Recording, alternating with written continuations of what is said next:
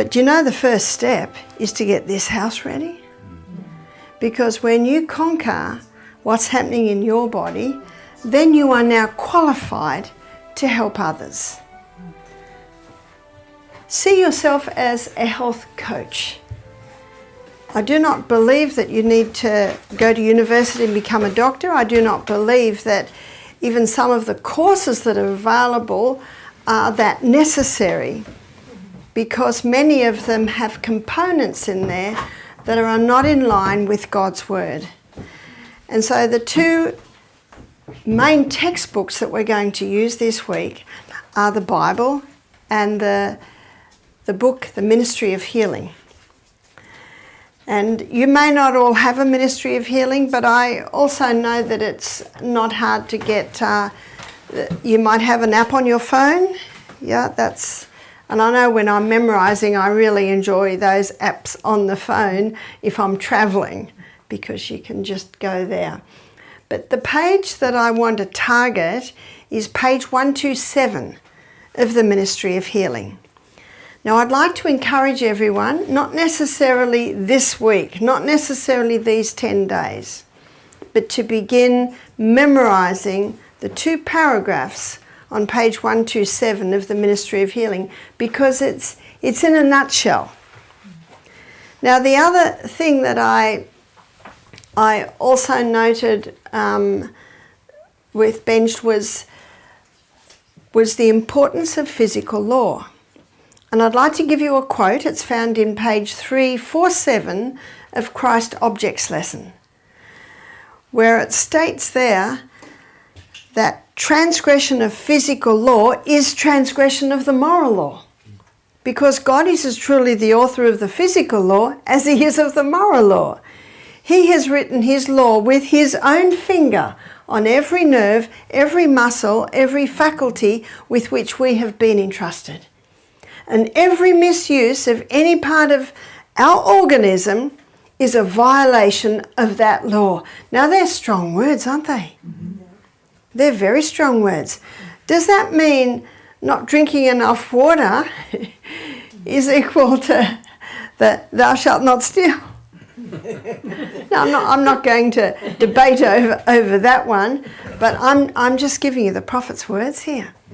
Every misuse of any part of our organism is a violation of that law. All, how many? All should become intelligent as to the human frame and how to keep it in the condition necessary to do the work of the Lord. Now, as students to a medical missionary training school, preparing to start your own medical missionary facilities, it's absolutely important that you know something about the house you live in.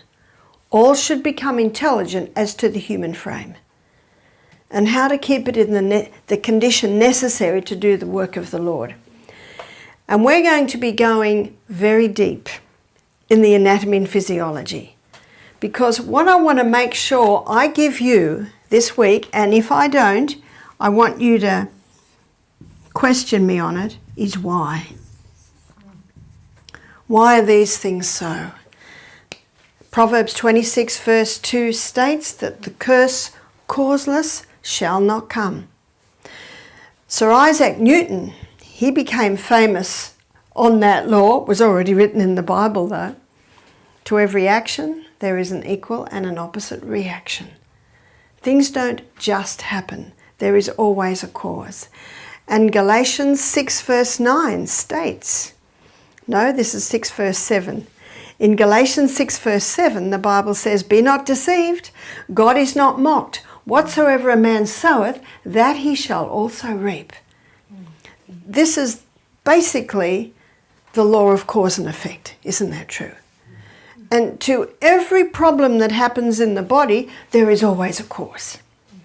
But in medicine today, someone goes to the doctor, got some aches in their hands, has a few tests, and the doctor says, "Aha, we found out the cause of all your problems, you've got arthritis." Do you know that defies basic reason? That defies basic reason. What's the cause? And if you say to the doctor, have I? What's the cause? He might say, it's possibly in the genes. Can't blame a germ for that one, can you?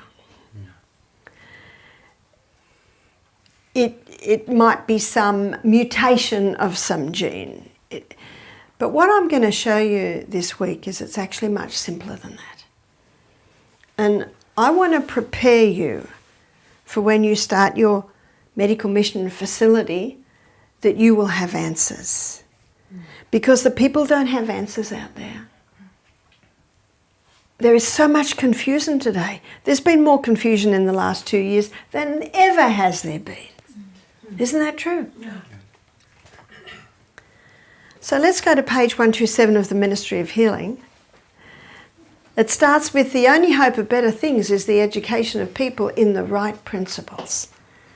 The things I'm going to teach you here this week, you might not share that depth, and I don't usually share this depth with our health guests. But you need to know this depth to be able to skim on the surface.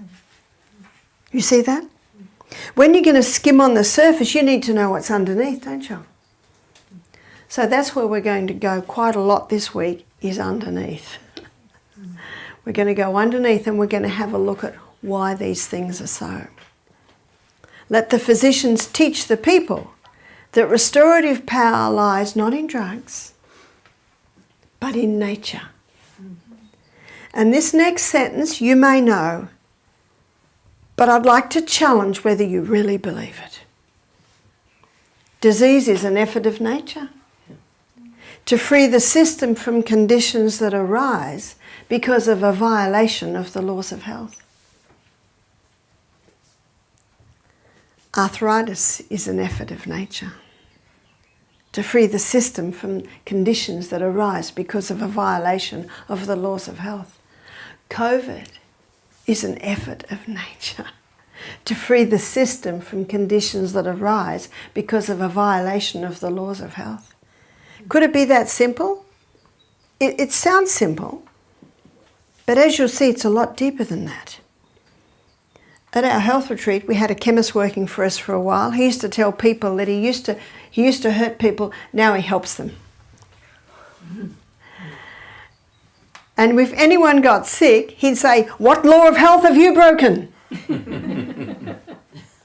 Because isn't disease an effort of nature to free the system from conditions that arise because of a violation of the laws of health? So I took him aside and I said, "Andrew,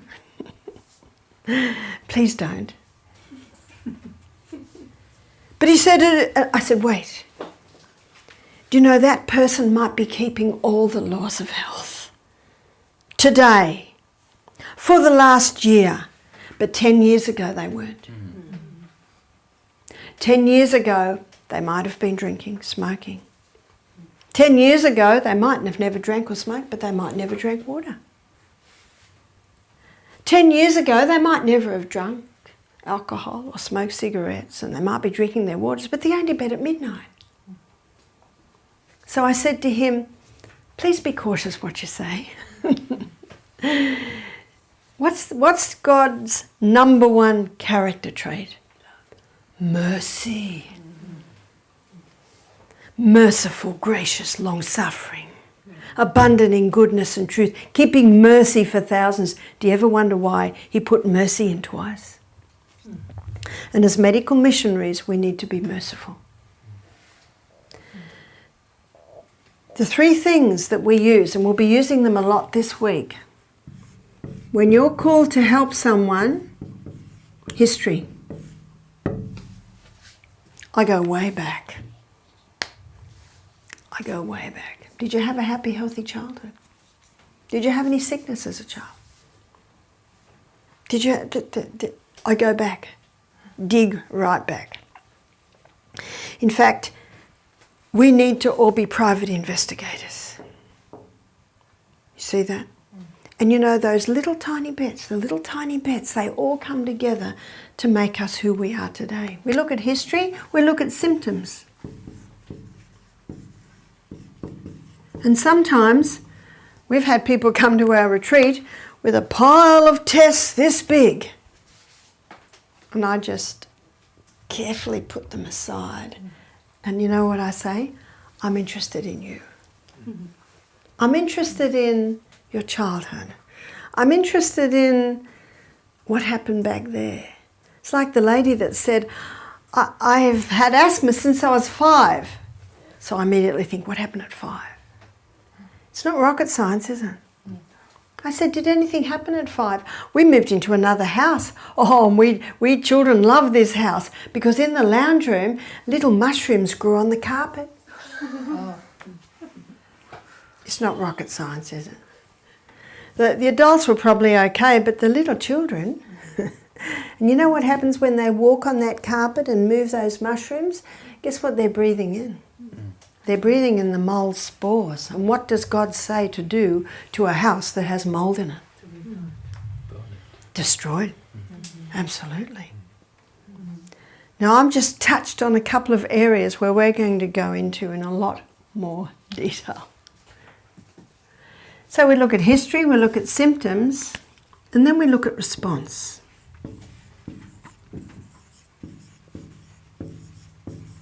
How simple is that? We look at the history. That gives us a bit of an idea. Yes, yeah. Happy, healthy childhood? No, I had tonsillitis as a child. You know what that immediately tells me? Allergy. Do you know what the tonsils are? The watchman at the gate. And if the watchman at the gate's being too noisy, do you shoot him? Because he's making so much noise up there on the wall. Do you just shoot him? Whew, what a relief. That watchman was making just too much noise. What's going to happen next? The enemy will take down your city. That's what your tonsils are. They're the watchmen at the gate. So if they're swollen, do you cut them out?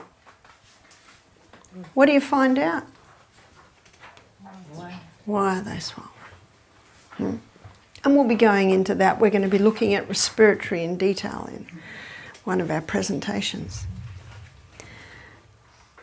What we're going to be doing in our practical, and I'll just warn you, in our practical, probably in about the last 3 days, you are going to make up programs for someone with tonsillitis. You're going to make up programs for people with certain diseases. So I'm just warning you now. So if you hear something that might help you next week when you're making programs, and I am of one that anything you ask me, I'm very happy to answer your questions. And if you say to me, Barbara, what was that? I will not say to you, you should be listening, because what's God's number 1 character trait? Mercy. Mercy. I have mercy on you. I will be guilty of information overload this week. And I recognise that, and that's why I'm very happy to answer your questions as you go. And if you have a question, please ask, because the question you have, others may have. I raised 8 children. There's no such thing as a wrong question or a silly question. The only question my children couldn't ask is when I asked them to they make the bed, they couldn't say why. Got that? So there was a there were, anyway, that is common sense. And there's been a death and no one attended the funeral because no one knew he'd died. Do you know what it was? It was the death of common sense. Am I right? Yeah. Yeah. And it's common sense that helps with this. And when people come to me wanting help, I say to them, I think it's a lot simpler than that. And it usually is. Very, very simple. Now, we know he wrote the 10 Commandments with his finger, didn't he? Yeah.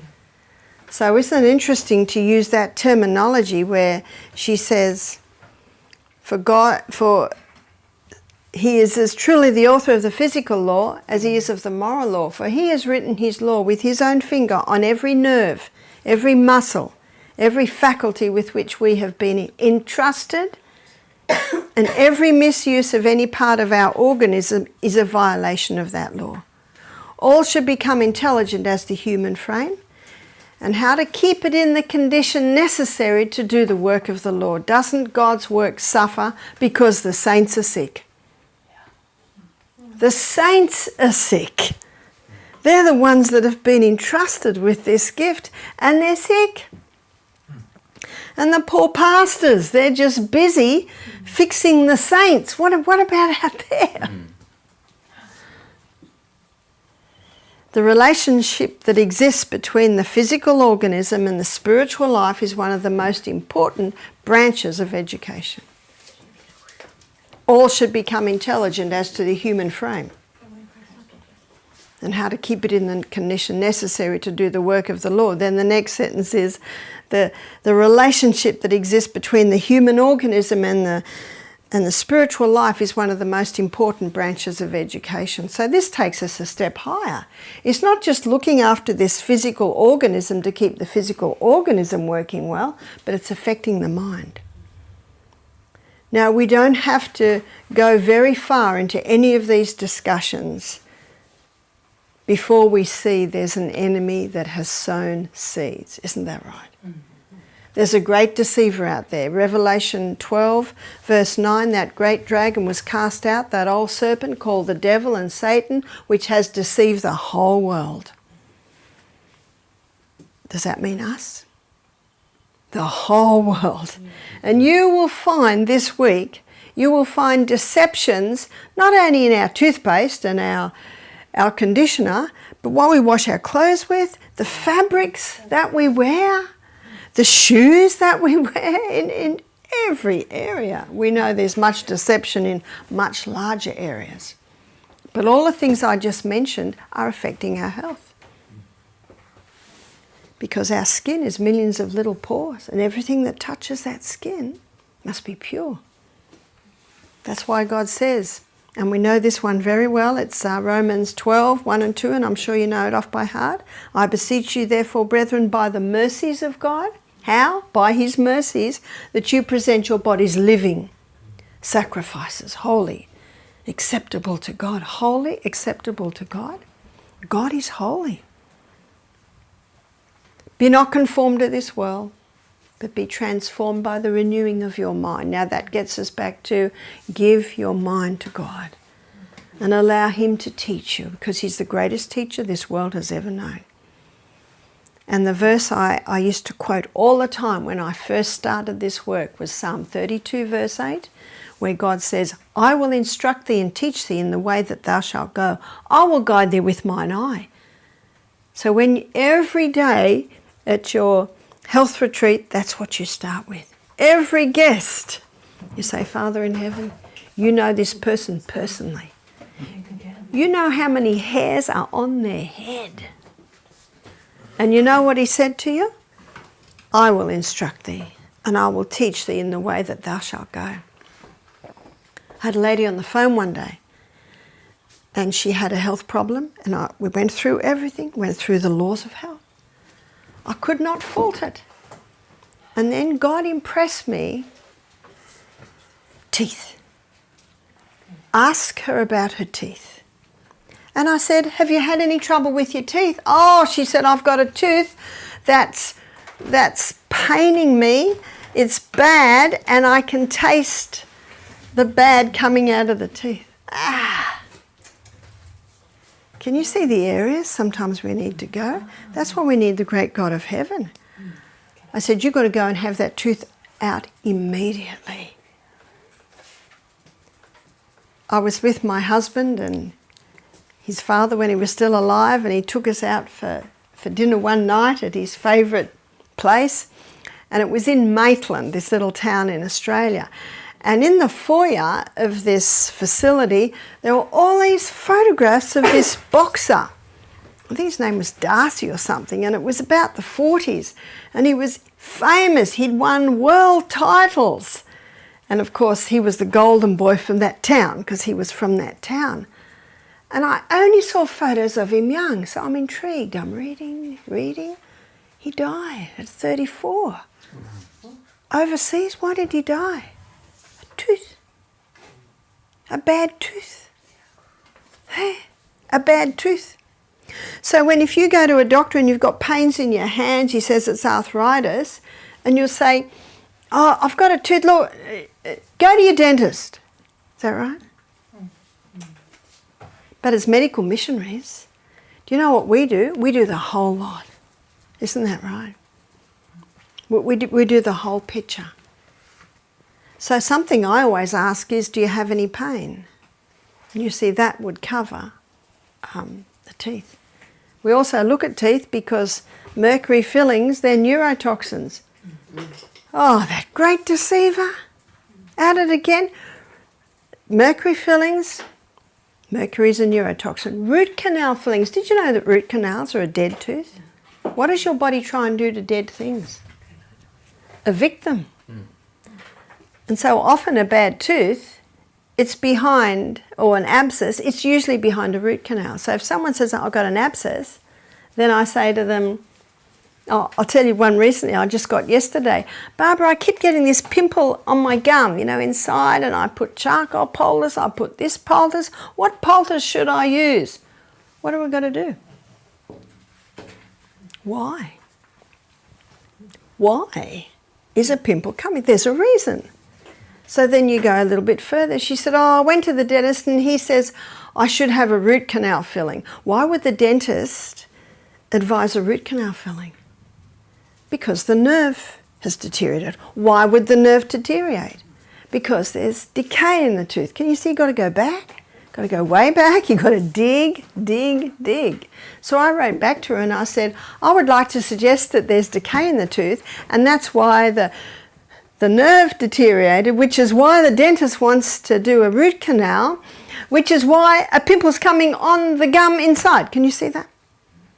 And you'll only find that out by digging deeper and deeper and deeper. I went to a health retreat in Queensland when I did my nutrition course about 15 years ago. And I had to do 20 case studies. And I had to do it under another naturopath. So I went up there and I sat with the naturopaths as they interviewed the people. So they do interviews. And then I'd say, I've just got one more question. When did that start? How old were you when that started? Where were you living when that? Write it down. And then he'd ask a few more questions. He's about to ask another question. I'd say, I just have a little question here. Had you had a fall? Why was the knee sore then? See what I'm doing? Digging, digging, digging. Now, a few months later, we had a lady book into our health retreat. And Michael said, what's your reason for booking in? She said, well, I was at the other retreat and I was really impressed with the questions Barbara answered. You see that? With the questions, because you're digging. You want to find out why. Because the curse causeless shall not come. So if this lady didn't have a bad tooth and she had a pimple under there on the gum, if she didn't have a bad tooth, what would I do then? Did you ever bang it? Did you ever hit it? When did it start? Can you see you dig, dig, dig, dig? And sometimes you might not come up with anything, but you know what I find? You usually do. There might be a little indication here or there, and then you dig a little bit deeper. And sometimes you might have to say, do you mind if I ask you? And sometimes they might say, no, I don't want to answer that question. You know what you say? Okay. See the smile? Okay. And then you move on again. But you know what I find? 9/10 of the time, they come back to you. They come back to you on that. So the two theories in medicine today as to why people get sick, and one of them has turned the world upside down in these last, 2.5 years, and that is the germ theory. Germs cause disease. Where did that theory come from? It came from Louis Pasteur. And looking at Louis Pasteur's history, he was a chemist and he was a socialite. He loved to call all the media to every experiment. He liked the attention, and he came up with a theory that everyone loved. You poor thing. A germ has jumped on you and made you sick. Let's find a drug to kill the germ. Can you see what that does? That takes away all responsibility on the person for what's happening to them, and it's blamed the germ. And isn't that what's happening with COVID? to the point where people have to wear masks to stop the germ. People have to hand sanitize their hands all the time to stop the germ. But it actually defies reason, and I want to show you that. Now, the other theory as to why we get sick is genes. It's in the gene, yeah? So I call them the two Gs, the gene theory or the germ theory. And I'd like to touch on them this evening, and tomorrow morning we're going to explore them a little bit further. And to look at the gene theory, do you know we're going to go first?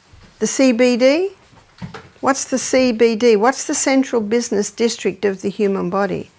It's the inside workings of the cell. And we are just a bunch of cells. We have 100 trillion cells in our body.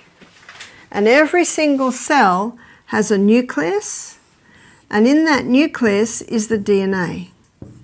The DNA is the genetic code that determines you and I. The only cell that doesn't have that is the red blood cell. And we'll be exploring the red blood cells a little bit later. But the red blood cell, what does the Bible call it? Leviticus 17:11. This is a very important verse as medical missionaries.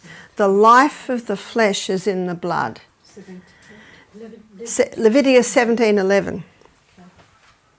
And I love the patterns in the Bible. And you know what Proverbs 17:22 is. And of course 22 is double 11. A merry heart doeth good like a medicine, but a broken spirit dries up the bones. As you memorize, you'll see these little links, which is very nice. So why, here we are again, why? Why is the blood the life?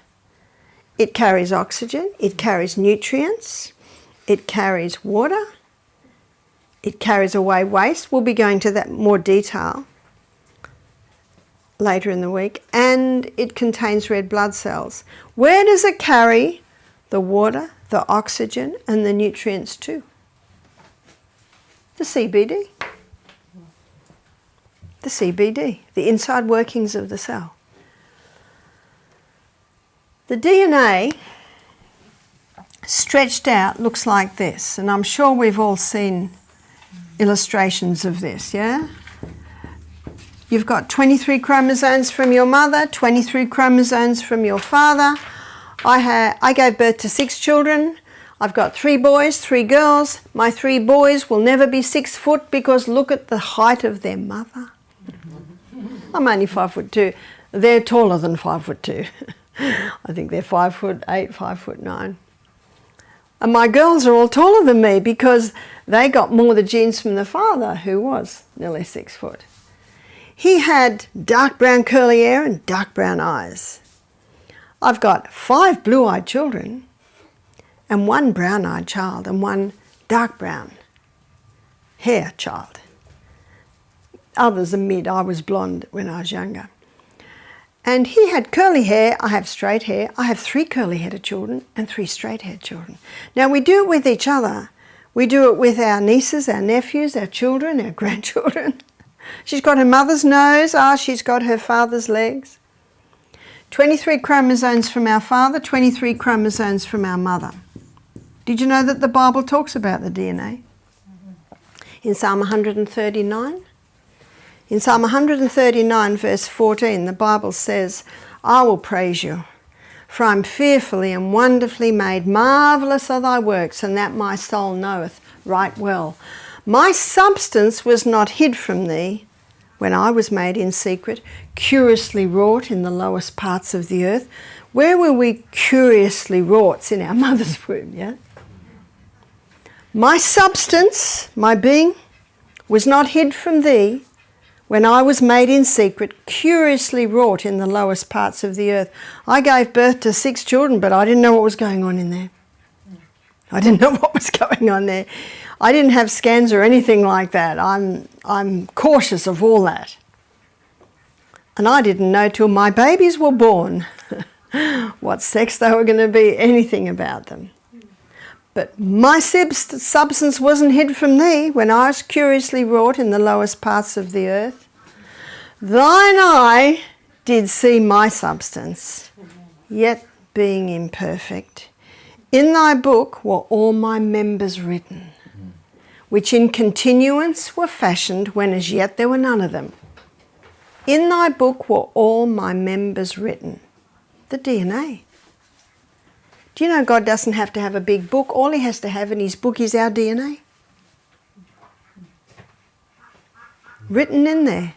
It's already determined, the colour of my eyes, the colour of my hair, the colour of my skin. It's already determined in his book. In his book were all my members written, whether I have short legs or long legs, which in continuance were fashioned, when as yet there were yet none of them. It's the best medical book we have, is the Bible. According to the information in this DNA is how we're made. And we have new eye cells every 1 to 2 days. We have new cells that line the gastrointestinal tract every 3 to 5 days. We have a new skin every month. We have a new liver every 6 weeks. We have new bones every 3 months. We're continually being remade according to the pattern, according to the formula. And that DNA is made up of the food we eat. The outside strands is made up of polysaccharides. Polysaccharides simply means many sugars. And everything we eat is made up of many sugars. Outside strand. Crossword bands is made up of amino acids. Amino acids is a breakdown from the protein we eat. And as vegetarians, our protein comes from legumes, nuts and seeds. That's the main protein. And it's all glued together with minerals. So that lovely green leafy salad, all the greens, all your vegetables are high in minerals, but the greens is the highest. Hippocrates, father of medicine, do you know when his time was? 400 years BC. Hippocrates said, let food be your medicine and medicine be your food. And our very DNA is made up of the food that we are eating. So our new cells are constantly being remade. I'm going to go a little technical here, so bear with me. And please ask me if you want me to repeat something. DNA can be stretched out and called back in, and when it's stretched out it looks like that, but it cannot leave. And so a photocopy is made, and the photocopy is called RNA. And the photocopy goes down to another little section of the cell, which is a little workshop where the new cell is being made. It's called ribosome. Has everyone got an anatomy and physiology book in their home? Every medical missionary should have one. So the notes that you're taking here, when you go home and you look at the inside workings of the cell, you'll find it'll make sense. Whereas maybe before it didn't make a lot of sense. We had a man who'd done medicine do our program, and when he heard these things, he just shook his head. He said, I learnt this in med school, but I never really got it. But you will see it's not hard to get. So RNA comes down with the information into ribosome, the little factory where the new cell is made. Let's make a new gastrointestinal tract cell. Do you remember, students? I'm going to start asking you questions. How long does a gastrointestinal tract cell take to be made? 3 to 5 times, yep. 3 to 5 days. Every 3 to 5 days.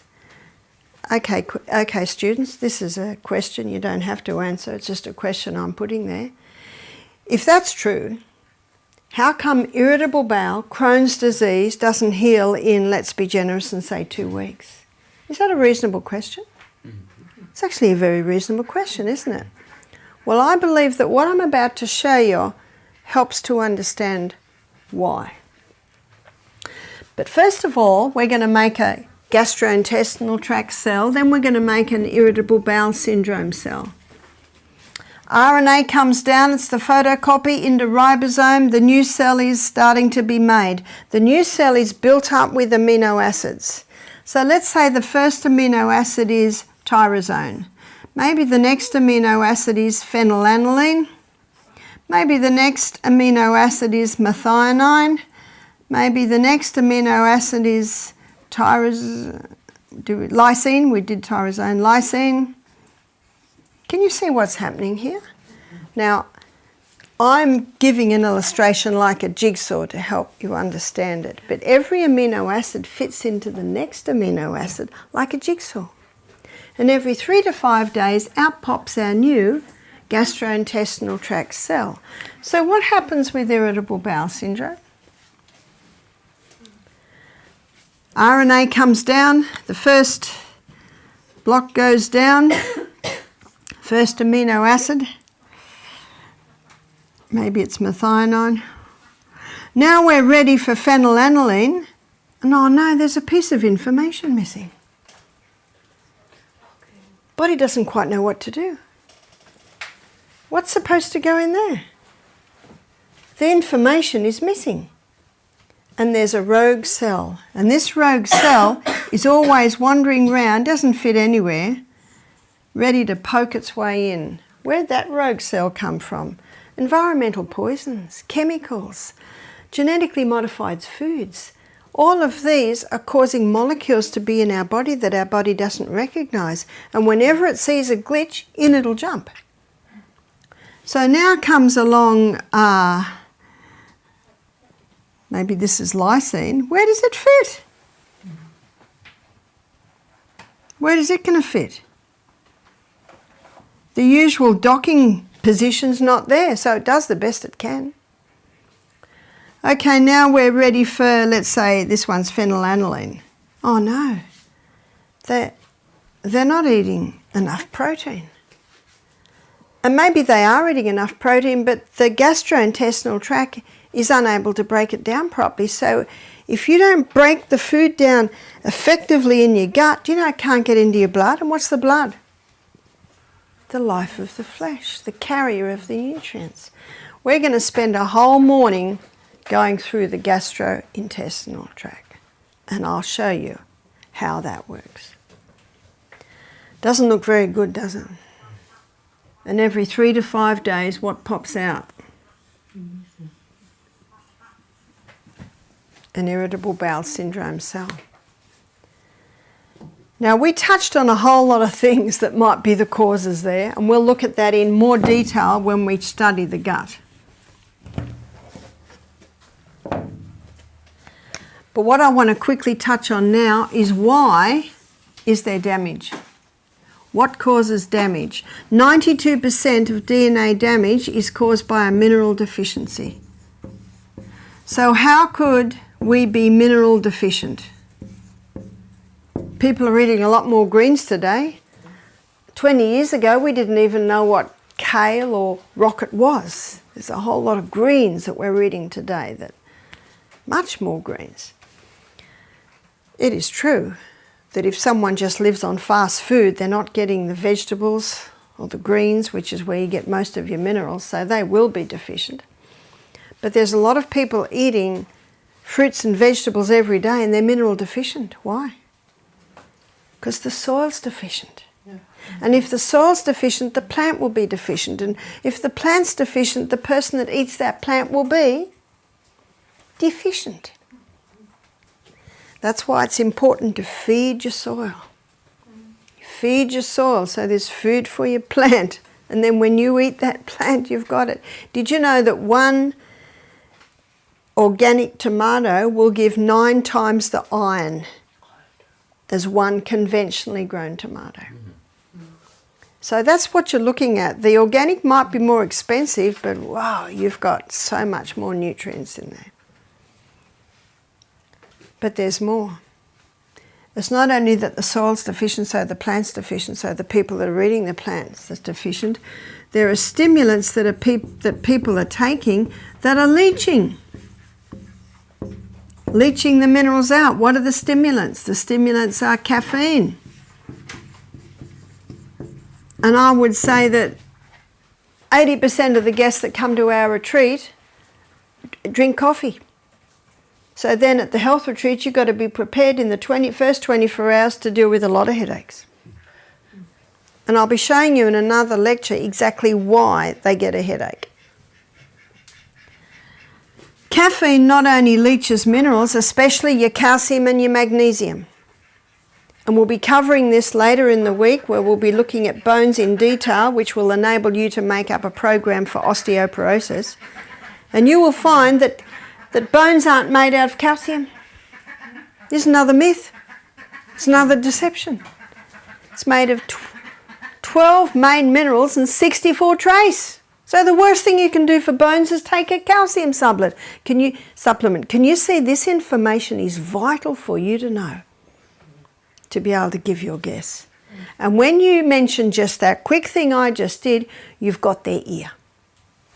Because they're sick of spending a fortune on calcium supplements, and the last test showed they've still got osteoporosis. What have you got to find out when anyone's sick? The history, the symptoms, the response. If there's no response, it's not working. What's the definition of insanity? To do what you've always done and expect different results. And when you say that to guests, you've got their ear, because they're sick of doing what they're doing. They've been doing it for 10 years. They've been told they've got to do it, but they're no better. So what we have got is something incredibly valuable. It's God's way of healing. God's way of healing is we were created to heal ourselves. The body was created to heal. It just needs the right condition. And we need to have faith in God and faith in that body. The devil's way of healing is we were evolved. Body can't heal itself. You've got to put some poisons in to make it heal. Can you see the difference? They're very far apart. So what's another stimulant? Oh, by the way, not only does caffeine leach the minerals, caffeine damages the DNA because it disrupts the neurotransmitters in the brain. So you can have a young couple having a cup of coffee each a day, the guy has a can of Coke, the girl has a chocolate. They can give birth to a baby that's prone to attention deficit syndrome, hyperactivity and autism, because they were born with a defective DNA because of the parents' caffeine habits. Woo! Now, if you say to someone, you shouldn't drink coffee, it's not good for you, in fact, please don't ever say that. Ever. And you'll lose them if you do. What right have you got to tell me that I can't drink my coffee? But what you can say is, I don't drink coffee. You know why? No, I'm not interested. Okay. So you don't speak. Yeah, why don't you drink coffee? Well, it disrupts the neurotransmitters in the brain, and if you keep doing it, that can actually damage your DNA towards your neurotransmitters. You can give birth to a baby that's prone to attention deficit syndrome, hyperactivity. Do you think they'll be interested then? Can you see how you're giving them the why?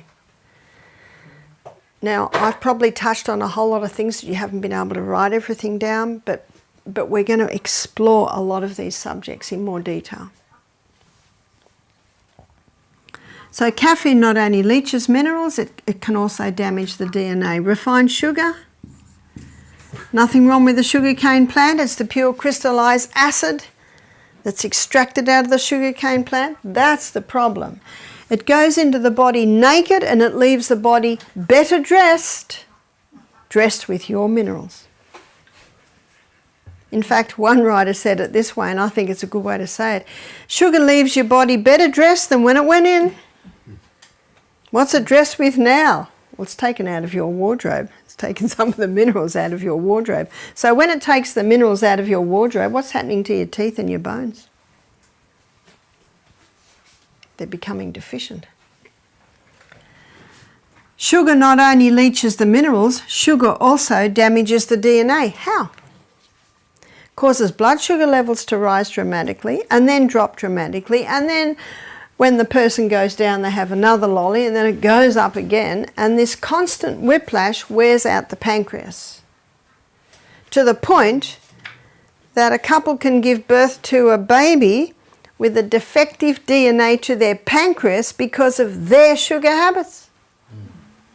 Can you see that our lifestyle affects the DNA we give to our children? At this point, if you've got guests who are feeling very guilty and very sad right now, and you can tell when you're lecturing some sad faces or young mothers going, oh no. At this point I say, there's a lovely verse in the Bible, it's in Acts 30 verse 17 that says, God winks at our ignorance. You did not know. So you can't take blame for something you did not know. But we live in an amazing body with an inbuilt ability to heal itself. And if you begin implementing what you hear here, your children will get stronger. Can you see how you come with that? I even had one lady starting to cry after the lecture.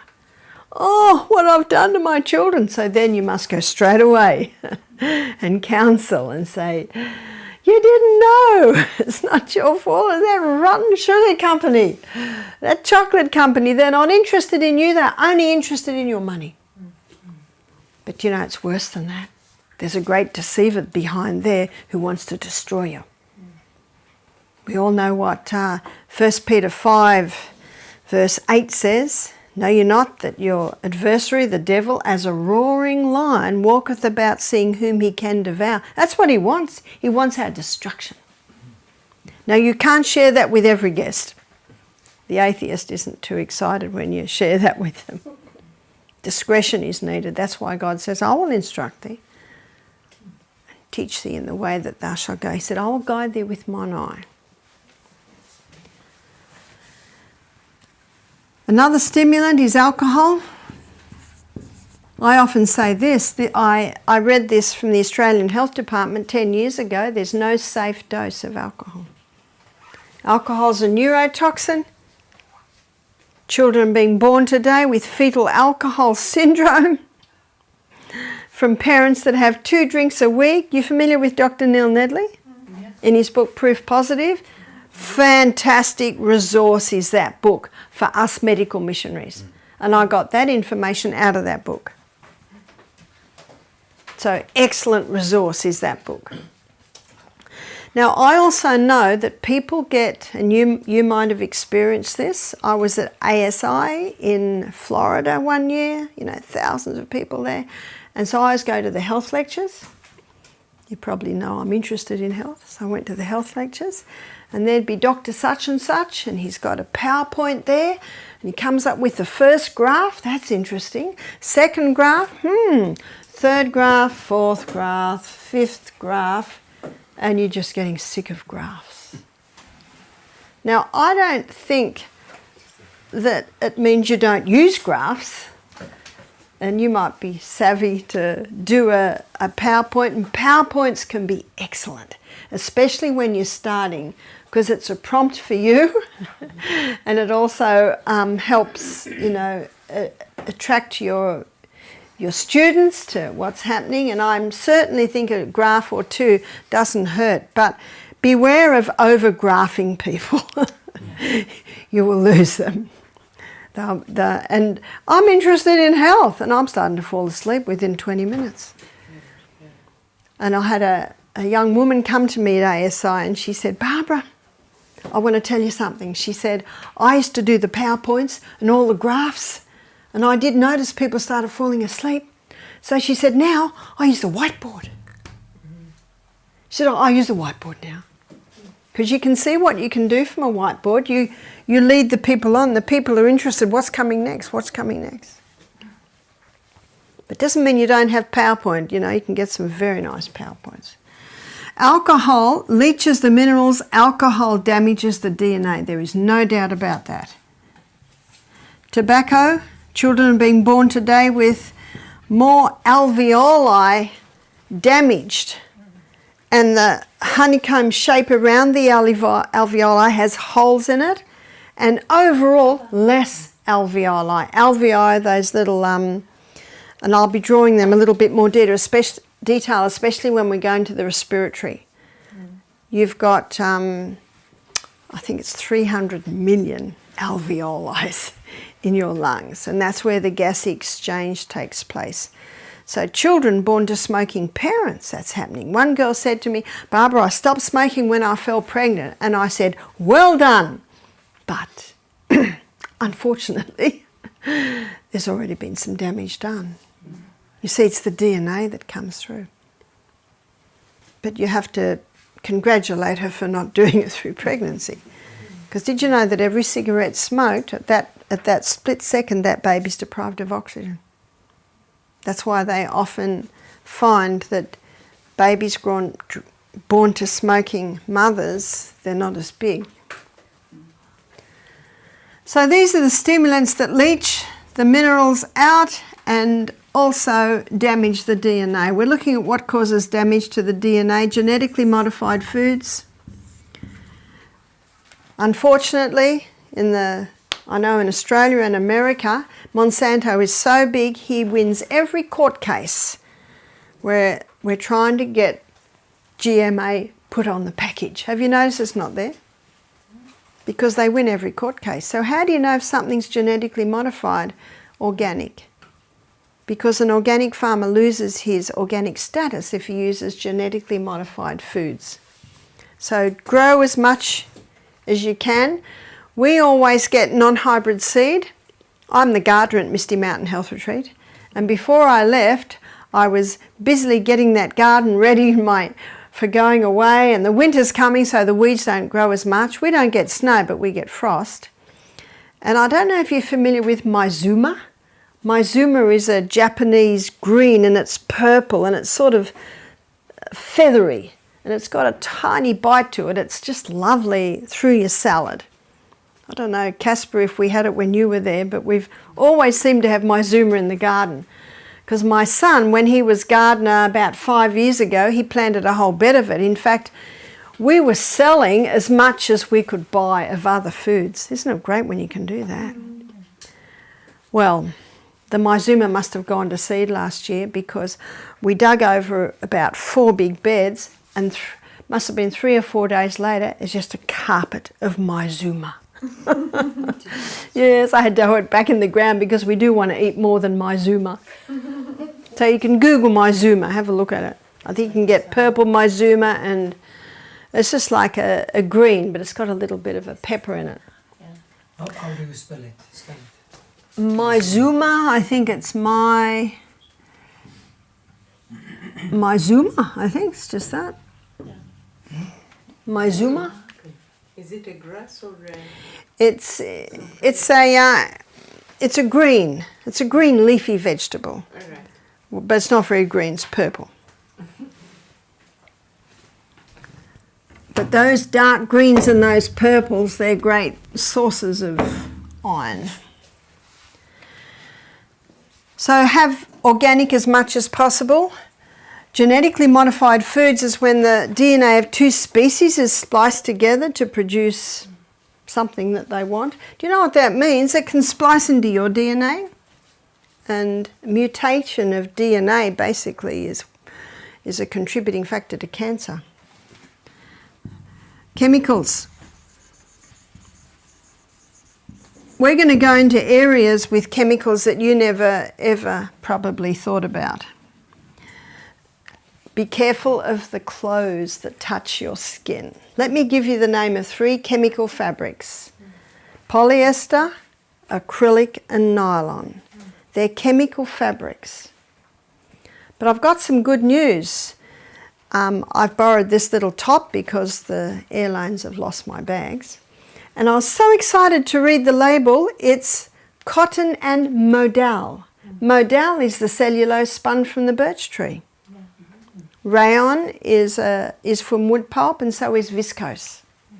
So be very careful on what's touching your skin. Yes? So any of these fabrics lose, like polyester, does it lose its toxicity after being washed? Does polyester or acrylic or nylon lose its toxicity? No. After many years? No. It's still polyester. And you know what they're finding today? It does not break down in the soil. So they've got a huge problem today of these fabrics not breaking down in the soil. When I go into a shop, the first thing I do is I read the label. I read the label. Especially ladies, underwear can often be made out of these acrylic. Remember, there's a great deceiver out there who wants to destroy you and wants to poison you. Especially when you're exercising and your pores open and those fabrics get hot, and then you really start absorbing the chemicals. So be careful what you wash your clothes in, your body, what you clean your teeth, what you put on your skin. In 1 Corinthians 3:16 and 17, I'm sure we all know it. Know you not that ye are the temple of God, and the Spirit of God dwelleth in you? If any man defile the temple of God, him shall God destroy. For the temple of God is holy, which temple ye are. If any man defile. Now, if you've been wearing these fabrics, remember Acts 30 verse 17, that God winks at our ignorance. You did not know. Remember that great deceiver that's deceived the whole world? But the biggest chemical company in the world is the pharmaceutical company. Did you know that if a drug doesn't have a side effect, it's not a drug? I think that was Illa Lilly that said that, who is one of the heads of the pharmaceutical companies. If it doesn't have a side effect, it's not a drug. Did you know that the pharmaceutical company are making billions out of the COVID vaccine? Mm-hmm. We had a guest come to our retreat in Manchester last week, and she was on antidepressants. She's been on them for 20 years, so that's something she can't just stop. Now, she was stopping her 3 bottles of wine a day that she'd been drinking for 4 years, and before that she'd been drinking a bottle of half of brandy a day. Isn't it incredible what the human body copes with? She's a very large lady, and the first day she could hardly walk 4 steps without heaving. On the last day she was walking. Just exciting. It's the best work, the health retreat work. And she said to us, she said, I didn't mean to, but I forgot my antidepressants. I forgot to take them for 2 days. And she said, my mind's clearer. But she said, I know you can't just stop them, so I took it on the 3rd day. And then she said, I forgot for the next 2 days, so I took it on the 3rd day. So, you know what, we're also looking for? Response. Now, her body's coping with that, so you know what I said to her? Keep it up. And maybe in 2 weeks, just take it every 4th day. And maybe after another 2 weeks, every 5th day. Can you see that? I always say to guests, I have no authority over your medication. Only you and your doctor do. But this is what I would do. But it's your choice, and whatever you choose to do, I will respect that. That's very, very important. So you're also looking at response. She was just going from better to better. But it's quite possible if she stopped them completely, she might crash in a week. Because she's been on them for so long. But she was doing well. It's not hard, and I think it's important as medical missionaries, that if anyone comes to you on medication, you Google their medication and you write down the side effects. Anyone can do that. You write down the main side effects. And one lady in the retreat in Alabama last year, she's 45, she said, Barbara, I've got stage 4 kidney disease. I said, oh, are you on any medication? She said, I've been on this blood pressure medication for 6 years. And we Googled it, and guess what the side effect was? Kidney disease. So we printed it out and we showed her. She said, what? Do you know, you will gain much confidence by showing them that. And then you know what they say to you, what can I do? And then you can say, I'm so glad you asked. Because we've got the hawthorn berry. Now we're going to go into heart in detail, and you will be able to make the program that I gave this woman on how you can strengthen that heart. Psalm 104 verse 14. This is a psalm, it's important for you to memorise. God gave herbs for the service of man. And a lady just emailed me and she said, Barbara, I tried to stop my blood pressure medication and my blood pressure went through the roof. She said, I'm on hawthornberry now. She said, I'm just worried that the same thing might happen or I might go too low. I said, not with the herbs, because herbs are there for your service. If your blood pressure's too low, it'll bring it up. If it's too high, it'll bring it down. No drug can do that.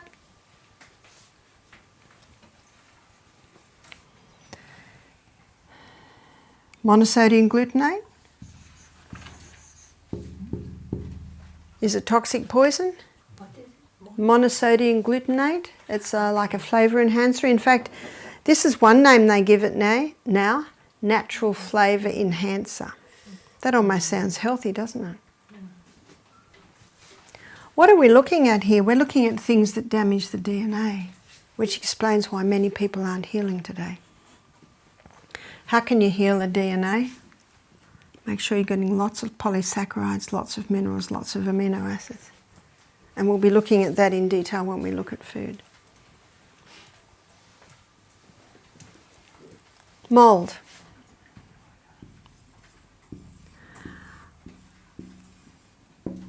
Mold can splice into the DNA of trees, reproduce itself. Can it do that to humans?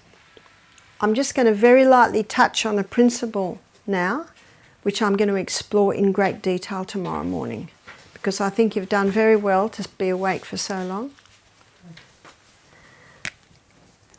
And this is a very important principle, and this principle blows COVID making us sick. It just blows that theory right out.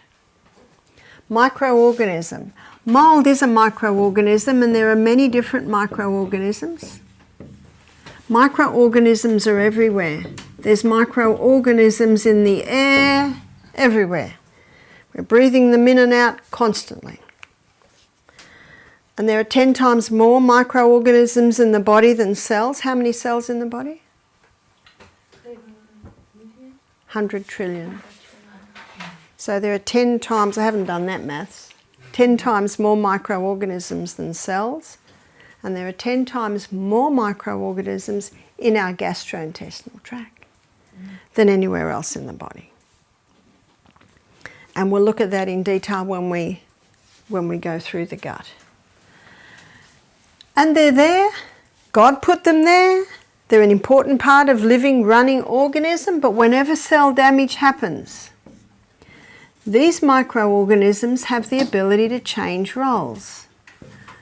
They now become the cleanup team or the garbage collectors. I call them the garbage collectors because we had a microbiologist do our program and he said that's what we call them as microbiologists. And their name is bacteria. So where are you going to find a lot of bacteria? You're going to find a lot of bacteria wherever there's waste and damage. As the environment changes, as the bacteria is doing its work, the environment changes. It now becomes the exterminators, and we know exterminators exterminate things. And the exterminator's name, this is the next stage of breakdown, is called yeast, fungus. And the yeast, the properties of the yeast and fungus are identical to another microorganism, and that is a virus. A virus needs a host. Fungus needs a host. Yeast needs a host. That's why the coronavirus won't survive there very long, because it hasn't got a host.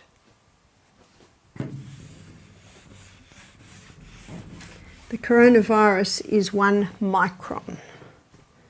The holes in the masks are 5 microns. See, that's a good bit of information to have for people. In other words, the masks are totally useless.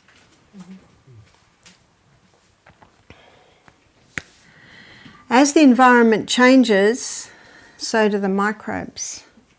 Now they become the undertakers. And undertakers take away dead things. And the undertaker's name is mould. And that's the last stage of breakdown in the cycle of life. So matter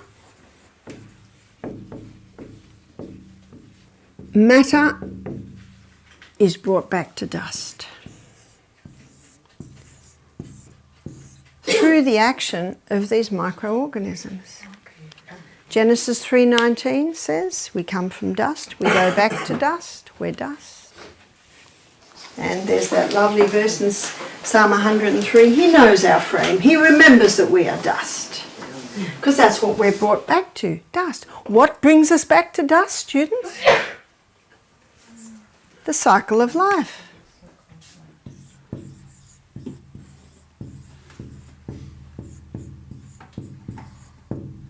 The cycle of life. And a basic law of science states, this is important to get this one, nothing's created, nothing's destroyed. It just changes form. It just changes form.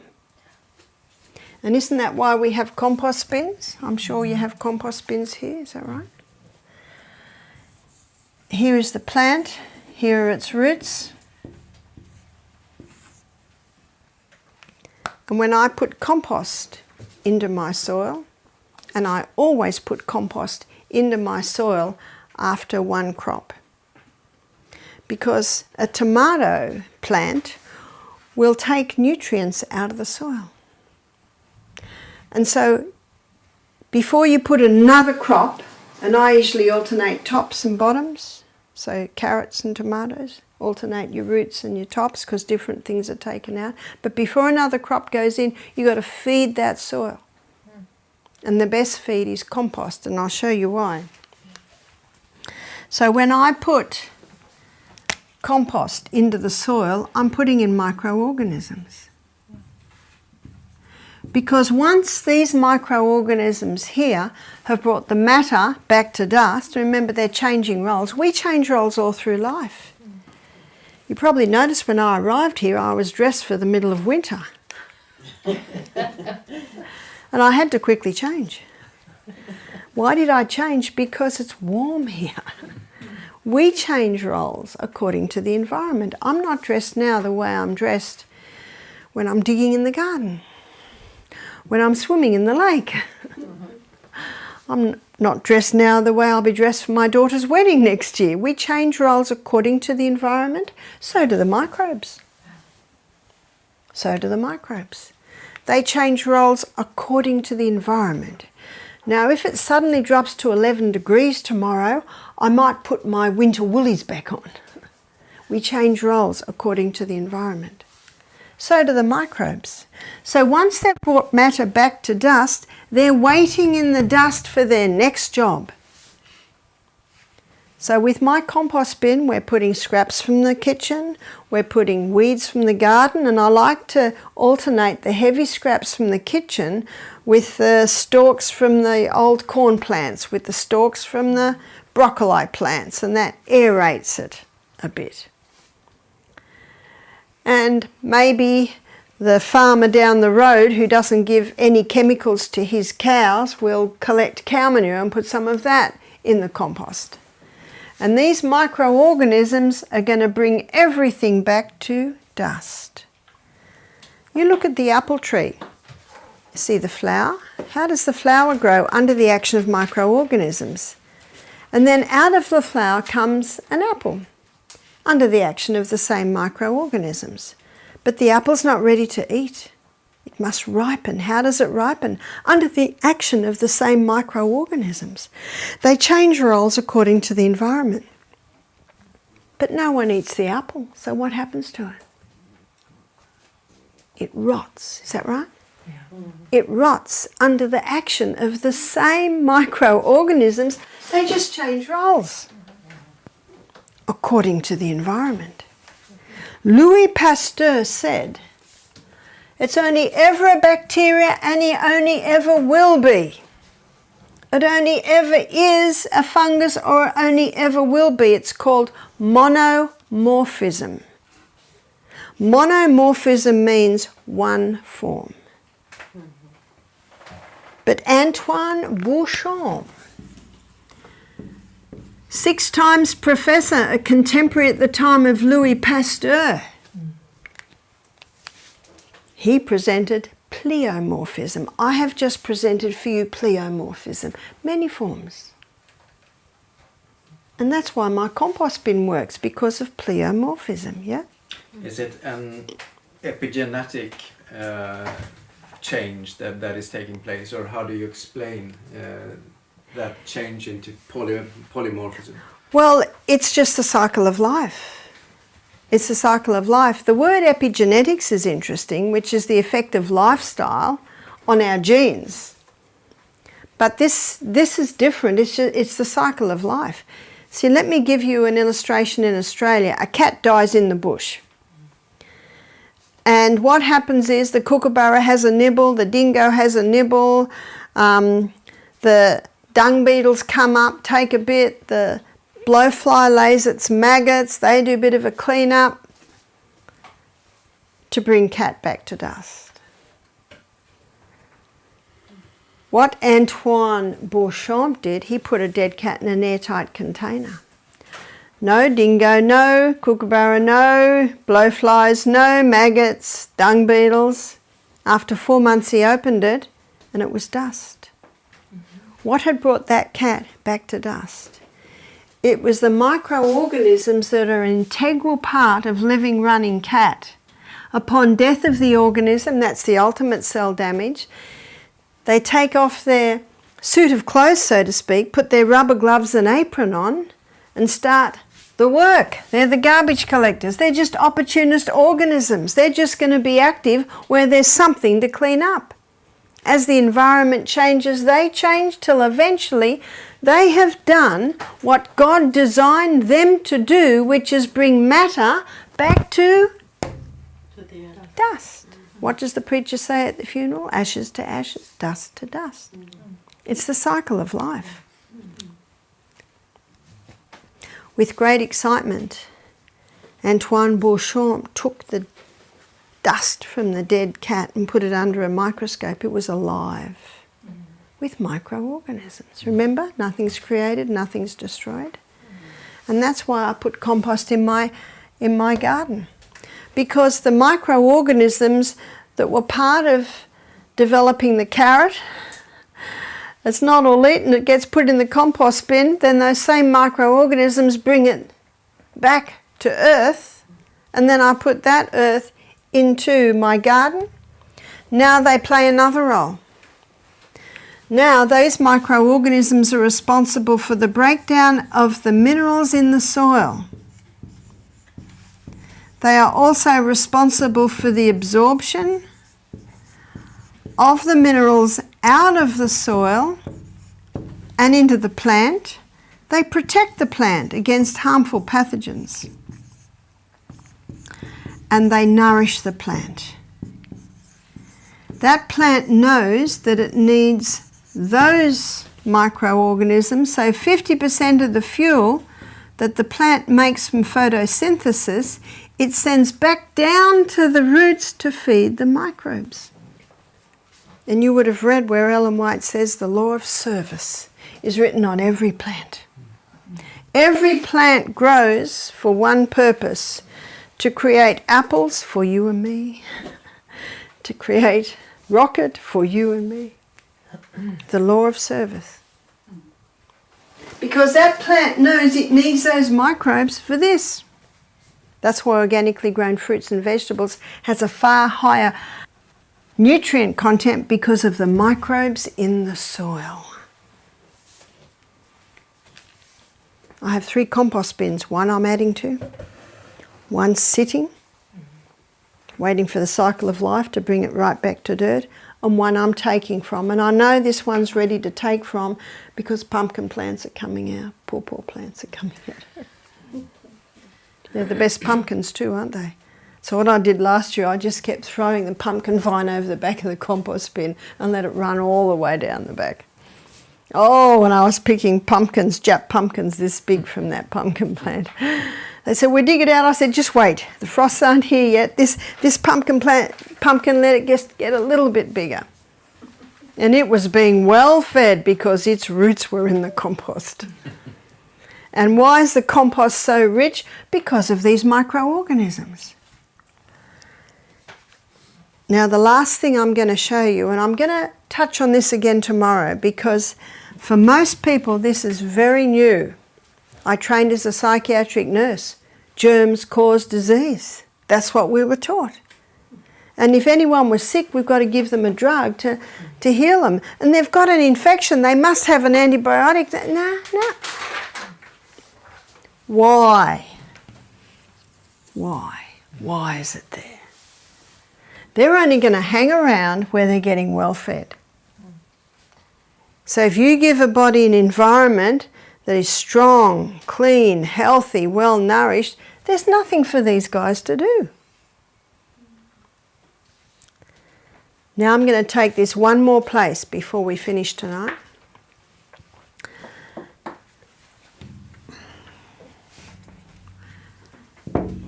We have roots. Did you know that we have roots? Very similar to the roots of the plant. Lining our gastrointestinal tract are villi. And when we were born, we were literally flooded with our mother's microorganisms, because in utero our gut is sterile. So when we're born, our first breath, because remember babies are born down there where a lot of those microorganisms are coming out of, the baby's breathing and swallowing in microorganisms, and the first substance that comes out of a woman's breast is colostrum. The milk doesn't come in for 3 days. There's a thick yellow substance that comes out in those first 3 days. It's colostrum, and it's incredibly rich in microorganisms. And what those microorganisms do is they form a thick turf wall around the gut. We'll look at this in more detail when we look at the gut. Those microorganisms do the same thing that they do in the soil. They are responsible for the final breakdown of our food, especially releasing B vitamins. They are responsible for the absorption of the food out of the gut and into the life of the flesh. What's that? Blood. The blood.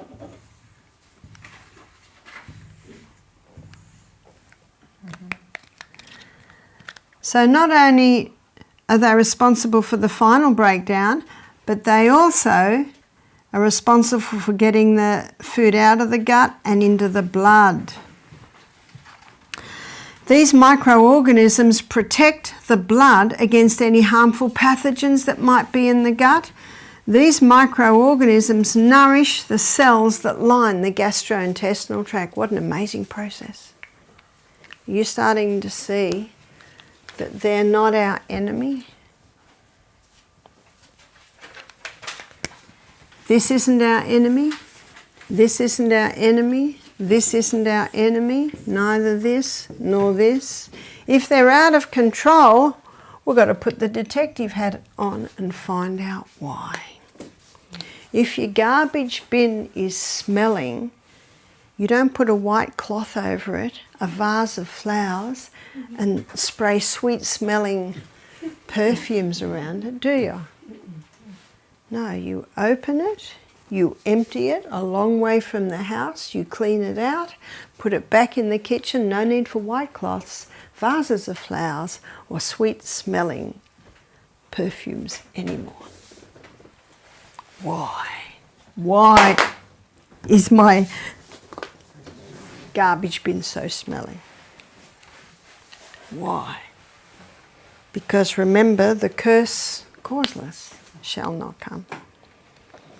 So my aim this evening was just to begin looking at the true cause of disease, because that is what the medical missionary institutions are about, is teaching the true cause of disease. And to be able to teach the true cause of disease, we need to look very clearly at medicine's claim for the cause of disease, which is germs or genes. Is that right?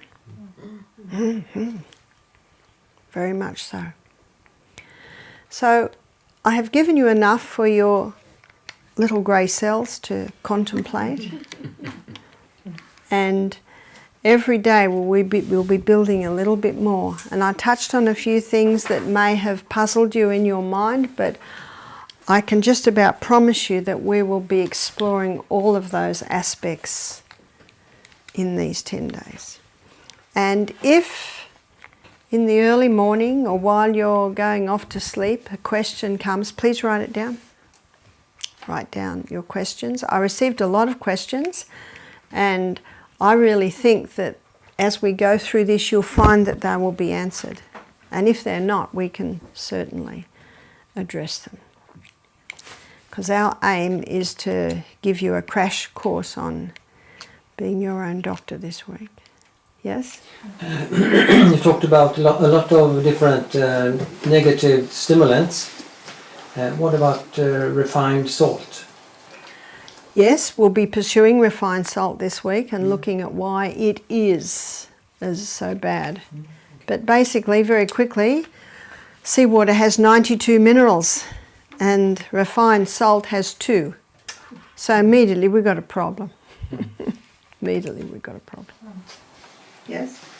We've touched upon bacteria and virus here. Are we going to go also in depth when it comes to infections and understand infection, how they work? Yep.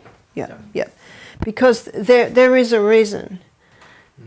When I was a little girl and I got bronchitis, I would be taken to the doctor and given antibiotics, and that's the first thing we're going to look at tomorrow morning.